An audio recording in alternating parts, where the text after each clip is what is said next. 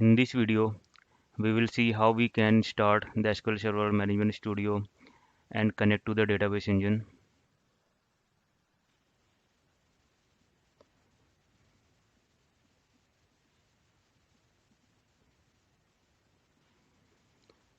So right now, we can see the server name, that is our system, and we are trying to connect to the server type database engine with the help of Windows Authentication. You just need to click on connect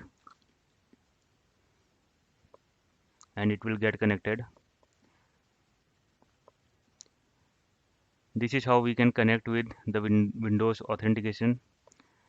And but if we want to connect with our SQL Server Authentication, then we have to use SQL Server Authentication over here, and whatever user we have created, suppose that I have created as a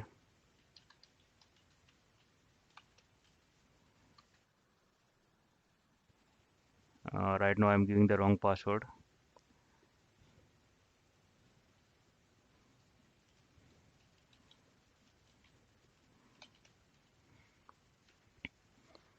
So now you are connected to the database engine with the help of SQL Server Authentication, and here we have connected with the help of Windows Authentication.